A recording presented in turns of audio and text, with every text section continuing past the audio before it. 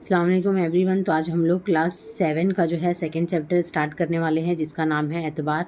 और इस कहानी को पढ़ने से पहले हम इसके मुश्किल अल्फाज जो है वो देख लेते हैं, ताकि ताकि जो हमको जब कहानी को पढ़े तो हमें उसके मायने पता हो, है ना। जब मायने पता होंगे तो समझने में आसानी होगी।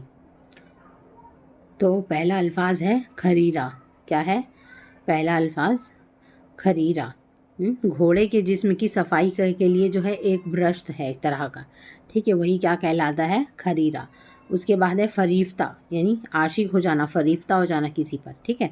उसके बाद है ताउस। क्या है ताउस? मोर। ताउस का मतलब क्या होता है? उसके बाद है कखियों से देखना, यानी नज़रें बचाकर देखना, है ना। कखियों से देखना यानी नज़रें बचाकर देखना, ठीक है। नज़रें चुरा कर देखना किसी को, कि सामने वाले को पता नहीं चले, इस तरह देखना। दिल मोह लेना, ये क्या है? एक मुहावरा है। दिल मोह लेना, ये इसका मतलब क्या होता है? दिल लुभाना। ये हम पहले भी पढ़ चुके हैं। सूरत नक्श हो जाना, हाँ, सूरत यानी तस्वीर, हाँ, वो नक्श हो जाना यानी सूरत का दिल में बैठ जाना, यानी किसी की तस्वीर जो आंखों में दिल में बैठ जाना, याद रह जाना हमेशा के लिए। इस्ताबुल यानी घोड़े बांधने की जगह को क्या कहते हैं? इस्ताबुल। बांका यानी अलबेला है, सजीला। अलबेला को कहेंगे बांका। निस्बत होना यानी ताल्लुक़ होना, किसी के साथ आपका निस्बत है यानी उसके साथ आपका क्या है? ताल्लुक़ है। ओदी का मतलब होता है गहरे बैगनी रंग का। ओधी को क्या कहेंगे? गहरे बैगनी रंग को कहेंगे। सीने पर सांप लौटना। सीने पर सांप लौटना क्या है? एक मुहावरा है, यानी हसद करना, जिसका मतलब होता है किसी की बड़ाई जो है ना वो बर्दाश्त ना करना, किसी को देखकर जलन होना और बर्दाश्त ना होना, किसी की तरक्की को देख कर के जलन करना, हसद करना, ये क्या हो गया उसके, यानी कि उसके सीने पर क्या हो गया? सांप लौट गया। ये क्या है? एक मुहावरा है। दिल मोह लेना भी क्या है? एक मुहावरा है। खबरगिरी करना यानी खबर को रखना, खबरगिरी यानी खबर रखना, देखभाल करना। और मोहताज का मतलब क्या है? ज़रूरतमंद। मोहताज मतलब ज़रूरतमंद, हाजतमंद। दिल पसीजना यानी ये भी एक क्या है? मुहावरा है। दिल नरम करना। तरस खाना। दिल पसीज गया यानी दिल कैसा हो गया? नरम हो गया, तरस आ गया। अपाहिज किसको कहेंगे? जो जिस्मानी तौर पर क्या है? माजूर है। जिस्मानी तौर पर माजूर को क्या कहेंगे हम? अपाहिज है वो। मुंह खुला रह जाना, ये क्या है? एक मुहावरा है। हैरान रह जाना। मुंह खुला रह जाना यानी हैरान रह जाना, ताज्जुब में पड़ जाना, किसी चीज़ को देखकर हैरान रह जाना। मुंह खुला रह गया यानी कि हैरान रह गया। रोपोश यानी गायब। रोपोश हो जाना यानी गायब हो जाना। मलाल का मतलब अफसोस करना, मलाल करना, रंज करना। चाप का मतलब होगा कदमों की आहट को क्या कहेंगे? चाप। कदमों की आहट, जो चलने की आवाज़ आती है उसको क्या कहेंगे? चाप। आवाज़ में रकत यानी रोने की सी आवाज़, यानी रूहानसी आवाज़, दर्द भरी आवाज़ को क्या कहेंगे? आवाज़ में कैसे क्या आ गई है? आवाज़ में रकत आ गई है, ठीक है। एक मर्तबा हम और जो है देख लेंगे इसको, ताकि जो है हमें याद हो जाए, ठीक है। खरीरा यानी क्या होता है? घोड़े को साफ करने वाला क्या होता है? एक ब्रश होता है।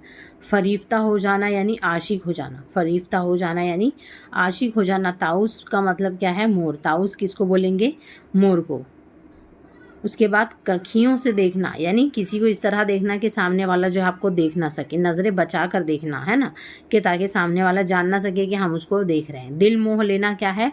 मुहावरा है। दिल मोह लेना यानी दिल लुभाना, दिल को पसंद आना। सूरत नक्श हो जाना यानी सूरत का दिल में बैठ जाना। इस्तबुल का मतलब क्या होता है? घोड़े को बांधने की जो जगह होती है, जहाँ घोड़े को बांधा जाता, रखा जाता, उस जगह को कहा जाता है इस्तबुल। बांका का मतलब होता है अलबीला, सुजीला। निस्बत का मतलब ताल्लुक़ होना, किसी से नस्बत होना। ओदी का मतलब होता है गहरे बैगनी रंग को क्या कहेंगे? ओदी। गहरे बैगनी रंग को क्या कहेंगे? ओदी। सीने पर सांप लौटना, ये भी एक मुहावरा है, यानी कि सीने पर सांप लौट गया यानी उसको बहुत जलन हुई, उसको बहुत हसद हुई है। खबरगिरी रखना यानी खबर रखना, देखभाल करना। मोहताज होना यानी क्या? ज़रूरतमंद होना, हाँ, हाजतमंद होना, ठीक है। उसके बाद दिल पसीजना का मतलब क्या होगा? दिल का नरम हो जाना, तरस खाना। अपाहिज किसको बोलेंगे? जो जिस्मानी तौर पर क्या हो? माजूर हो। मुंह खुला रह जाना क्या कहलाएगा? हैरान रह जाए, मुंह खुला रह गया यानी हैरान रह गया, वो तो ताज्जुब में पड़ गया। रोपोश हो जाना यानी गायब हो जाना। हाँ, मलाल होना यानी अफसोस होना, रंज होना। चाप का मतलब होगा कदमों की आहट को क्या कहेंगे हम? चाप। आवाज़ में रकत यानी रोने की सी आवाज़, रूहानसी आवाज़, दर्द भरी आवाज़ क्या कहलाएगी? आवाज़ में रकत। ठीक है, अब हम कहानी को पढ़ना शुरू करते हैं। माँ को अपने बेटे और ज़मींदार को अपने लहलहाते हुए सरसब्ज़ और शादाब खेत देखकर जो खुशी होती है, वही खुशी जो है बाबा भारती को अपना घोड़ा देखकर होती थी। यानी एक माँ को जो है अपना बेटा और ज़मींदार जो लहलहाते, माँ को अपना बेटा देख के जो खुशी होती है, और जो ज़मींदार को जो है अपना लहलहाता हुआ सरसब्ज़ हरा-भरा यानी खेत को देखकर जो खुशी होती है ना, वही खुशी जो है बाबा भारती को क्या है? अपना घोड़ा देखकर होती है।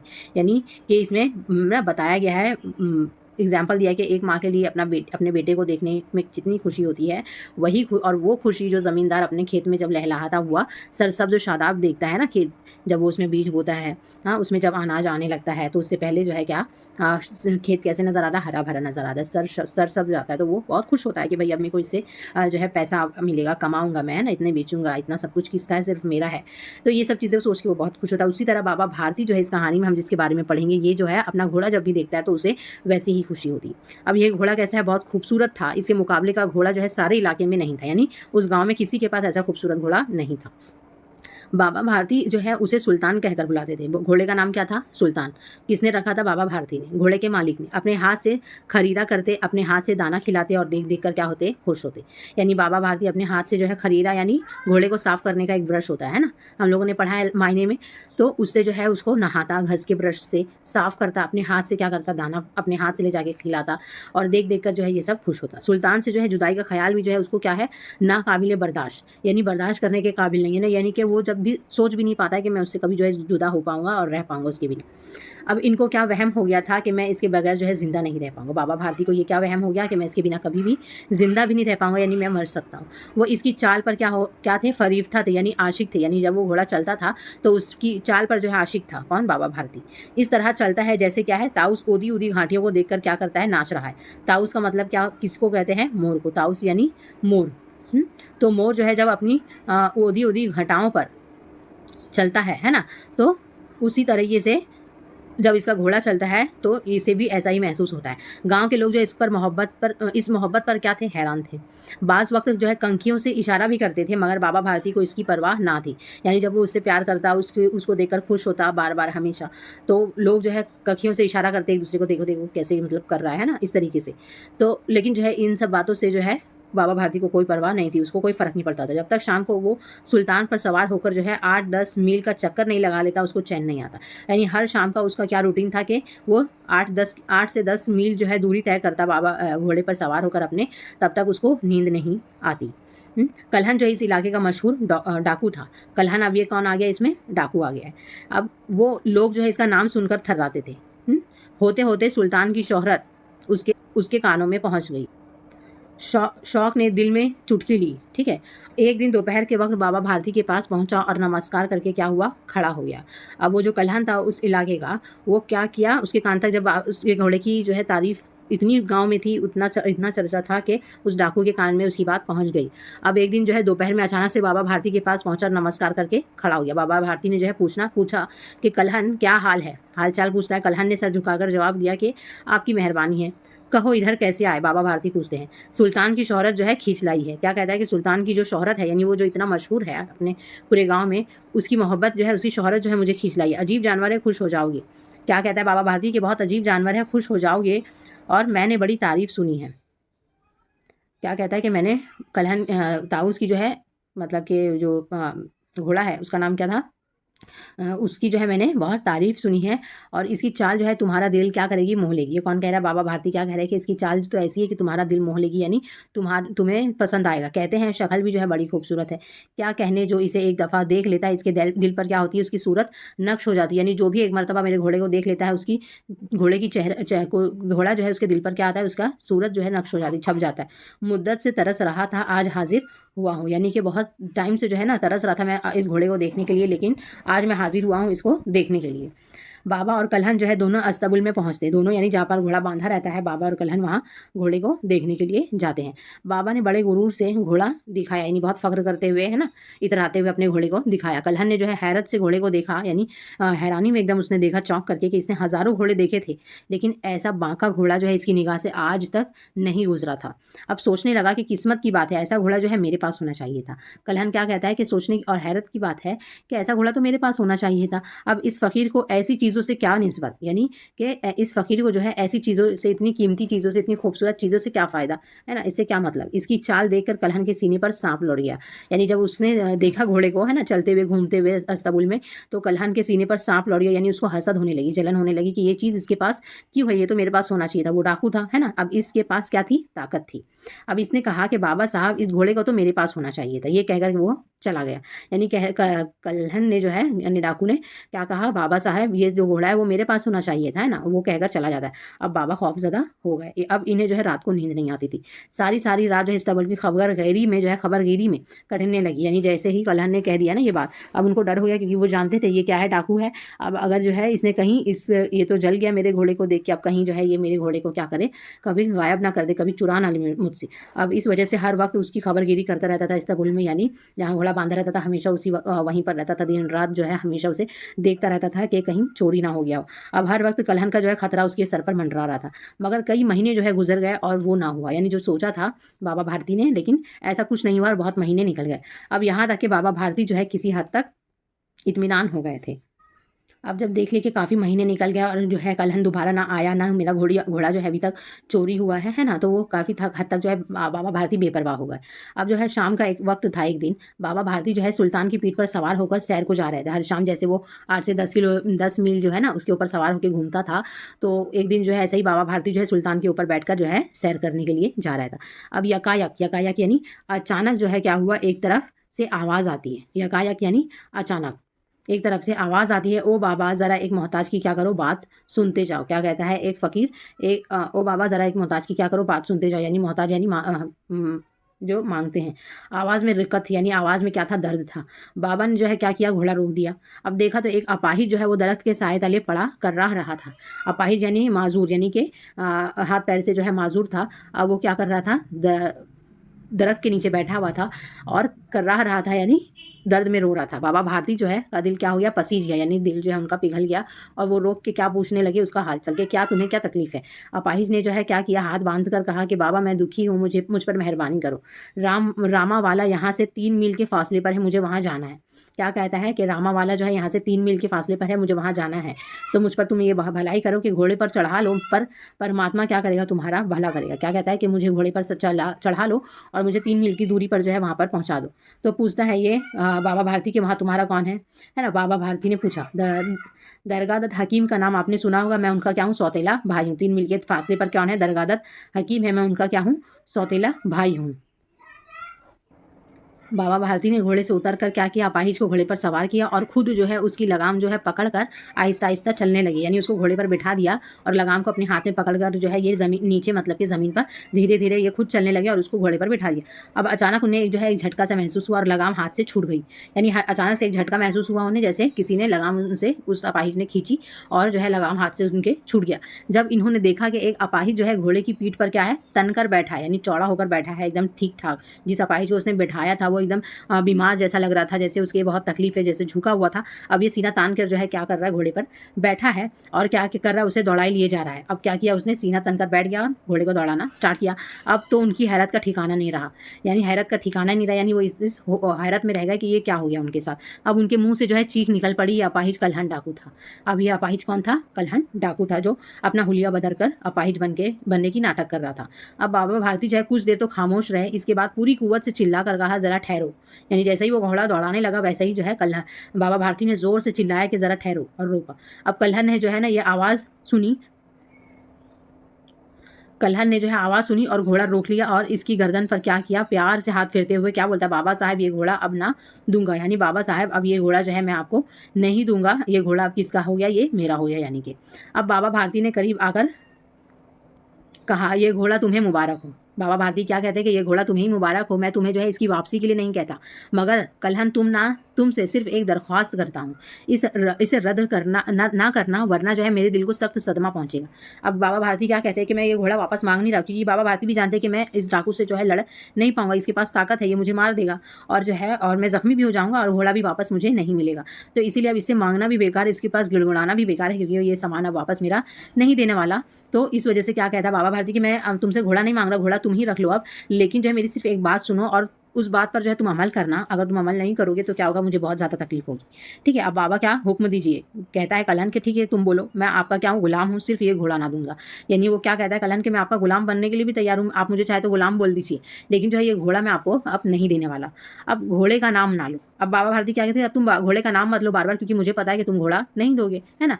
मैं तुम्हें जो है इसके बारे में कुछ भी नहीं कहूँगा। मेरी दरख्वास्त जो है सिर्फ ये है कि इस वाक़े का जिक्र जो है ना होने पाए। क्या कहता है कि अब जो मैं घोड़ा तो तुम्हें बिल्कुल भी नहीं मांग रहा, तुम घोड़े की बात अब करो भी मत। मैं सिर्फ तुम्हें ये कह रहा हूँ कि ये जो तुमने किया है ना, इसके बारे में तुम किसी को भी मत बताना।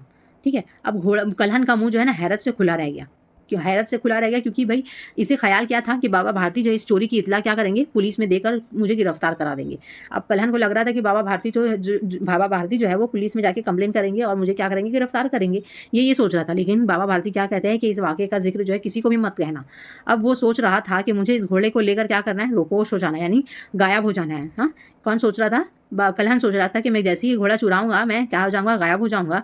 और इसने बाबा भारती के चेहरे पर क्या करी, चेहरे पर अपनी आंखें गाड़े और पूछा बाबा साहब इसमें आपको क्या खतरा है। अब वो जो है इतना सोच रहा था कि मुझे तो ये घोड़ा लेके भाग जाना पड़ेगा, वरना ये मुझे गिरफ्तार करवा देगा, पुलिस में कंप्लेन कर देगा। लेकिन जो है बाबा भारती ने जब ये बात कही तो वो हैरत में पड़ गया और पूछने लगा कि अगर मैं बता दूंगा इस बारे में किसी को तो इसमें आपका क्या नुकसान होगा, है ना। बाबा भारती ने क्या जवाब दिया कि लोगों को अगर जो है इस वाक़े का इल्म हो गया तो वो किसी गरीब पर जो है एतबार ना करेंगे। और ये कहते कहते इन्होंने सुल्तान की तरफ से इस तरह मुंह मोड़ लिया जैसे इनका इससे कोई वास्ता ही ना हो। यानी कि उसने क्या कहा कि अगर तुम इस वाक़े का जिक्र किसी से भी कर दोगे ना तो कोई भी जो है दोबारा कभी गरीब पर क्या करेगा, यकीन नहीं करेगा, भरोसा नहीं करेगा और उसकी मदद भी नहीं करेगा। हर किसी का भरोसा जो है गरीब पर से उठ जाएगा, तो इस वजह से तुम किसी को भी मत कहना।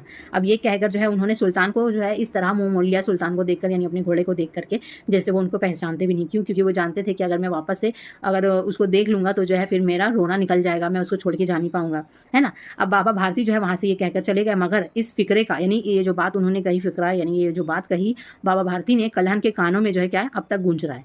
ठीक है, सोचता था कि बाबा भारती का ख्याल जो है कितना ऊंचा है। बाबा भारती जो है कितना ऊंचा सोचते हैं। अगरचे बाबा साहब को इस घोड़े से क्या था, इश्क था, यानी इससे इतनी मोहब्बत थी बाबा साहब को, उसके बाद भी जो है उनकी सोच इतनी ऊंची है और वो घोड़े के बगैर रहने तैयार है और ऊपर से एक वाक़या का जिक्र भी नहीं करने से मना कर रहे हैं। मगर आज जो है इनके चेहरे पर जो है ज़रा भी मलाल नहीं है, यानी ज़रा भी अफसोस नहीं है उन्हें इस बात का।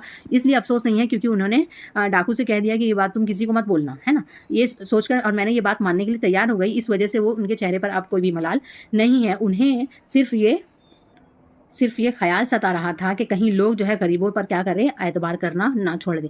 यानी उनको जो है बाबा भारती को ये चीज़ की चिंता नहीं थी कि उनका घोड़ा उनसे छीन लिया गया और उनका घोड़ा उनके पास नहीं। इतनी मोहब्बत होने के बाद भी उनको सिर्फ ये चिंता थी कि अब कहीं लोग जो है ना गरीब पर भरोसा करना ना छोड़ दें। उनको इस बात का चिंता जो है ना खा रहा था। अब इन्होंने अपनी ज़ाती नुकसान को जो है इंसानियत के नुकसान पर क्या कर दिया, कुर्बान कर दिया। ऐसा आदमी नहीं क्या होता है, फरिश्ता होता है।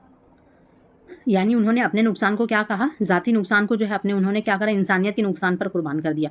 यानी उन्होंने अपना ज़ाती नुकसान अब भूल गए, वो कि मेरा घोड़ा मुझसे जो है चुरा लिया गया, वो ये भूल गए। अब वो इस जो है तकलीफ में चल गए कि मतलब कहीं इंसानी जो नुकसान है, यानी इंसानियत की जो नुकसान है, जो इंसान कभी दूसरे पर भरोसा नहीं करेगा तो कभी गरीब का भला नहीं होगा, इस बात पर उनकी फिक्र चली गई। अब जो है रात की तारीखी में कलहन बाबा भारती के घर पहुंचा। रात की तारीखी में यानी रात के अंधेरे में चारों तरफ क्या था, सन्नाटा था। आसमान पर जो है तारे टिमटिमा रहे। कलहन सुल्तान की जो है लगाम पकड़कर जो है आहिस्ता आहिस्ता इस्तांबुल के दरवाजे पर जो है पहुंचता, यानी जहाँ पर घोड़ा जो है बांध कर रखता है बाबा भारती, वहाँ पर आहिस्ता आहिस्ता पहुंचता है। और कभी वहाँ बाबा भारती जो है लाठी लेकर पहरा देते थे जब उन्हें डर हो गया था, और अपने घोड़े से जब मोहब्बत होती थी तो वो काफ़ी वक्त वहाँ पर पहरा दिया करते थे। वहीं पर जो है लेकर जाता है। कलहन ने जो है आगे बढ़कर क्या किया, सुल्तान को उस जगह पर बांध दिया और बाहर निकल कर क्या किया, दरवाज़ा जो है एहतियात से बंद कर दिया। अब इस वक्त जो है उसकी आंखों से जो है खुशी के आंसू निकल गए। किसके, कलहन के जो डाकू था उसके खुशी से आंसू निकल गए कि उन्होंने क्या किया है, इस घोड़े घोड़े को वापस कर दिया है बाबा भारती को। अब सुबह होते ही बाबा भारती ने क्या किया, अपने कमरे से निकलकर सर्द पानी से यानी ठंड पानी से सर्द में जो है गुस्ल किया। इसके बाद उनके पाँव जो है कहाँ चले गए, इस्तांबुल की तरफ बढ़ने लगे, इस तरह जैसे कोई ख्वाब में चल रहा हो। मगर दरवाजे पर पहुँचते ही वो चौंक पड़े, यानी कि वजू उठे, वो गुस्ल करे और क्या करे, इस्तांबुल की तरफ जो है जाने लगे जैसे वो हमेशा जाते थे। लेकिन वो ये भूल गए थे कि अब इस्तांबुल में घोड़ा नहीं है और जो है हर रोज़ जिस तरह उससे मिलने जाते थे उसी तरह मिलने के लिए कदम बढ़ा के चलने लगे। लेकिन फिर उन्हें वो जो है अचानक चौंक पड़े कि उन्हें मतलब याद आ गया कि कल्हण ने तो मेरे से क्या किया है, घोड़ा ले लिया, तो फिर मैं यहाँ पर क्यों आया। इन्हें अपनी जो है गलती का एहसास हुआ, अब घोड़ा वहाँ कहाँ है ये सोचकर जो है वो वहाँ से लौटने लगे। अब घोड़े ने जो अपने मालिक के कदमों की चाप को पहचान लिया, यानी अपने कदमों की आवाज़ को जो है अपने मालिक की वो पहचान लिया और ज़ोर से जो है हुनहुनाया, यानी ज़ोर से आवाज़ उसने लगाई। बाबा भारती जो है दौड़े हुए इस्तांबुल के अंदर जो है चले गए। अब जैसे उन्होंने घोड़े की आवाज़, हुनहुनाने की आवाज़ सुनाई दी, वैसे ही जो है वापस अंदर चले गए और घोड़े को क्या किया, गले से लिपटकर इस तरह रोने लगे जैसे बिछड़ा हुआ बाप जो है मुद्दत के बाद बेटे से क्या किया है, मिल रहा है। यानी इस तरह दोनों रोने लगे जैसे कोई बिछड़ा हुआ बाप जो है सदियों से, सालों से जो है अपने सालों के बाद अपने बेटे से जो है मिल रहा है। अब बार बार जो है क्या करते, इसकी गर्दन पर हाथ फेरते और कहते क्या कि अब कोई भी गरीबों की मदद करने से जो है इनकार नहीं करेगा। और क्या कहने लगे कि अब कोई भी जो है ना वो गरीब की मदद करने से इनकार नहीं करेगा। तो ये इस कहानी को लिखने वाले हैं सुदर्शन, और इस कहानी से आपको समझ में आ गया होगा कि बाबा भारती जो अपनी चीज़ों से इतनी मोहब्बत करने के बाद भी जो है वो अपने नुकसान को नुकसान ना समझते हुए एक ज़ाती नुकसान, इंसानियत की नुकसान को जो है ना उस पर ध्यान देने लगे कि वो मेरा नुकसान तो सिर्फ इतना है कि मेरे से एक घोड़ा ले लिया गया ना, लेकिन अगर मैं ये किस्सा जो है सबको बताऊंगा तो आज के बाद कोई भी किसी गरीब की क्या करेगा, मदद करने से डरेगा और मदद नहीं करेगा।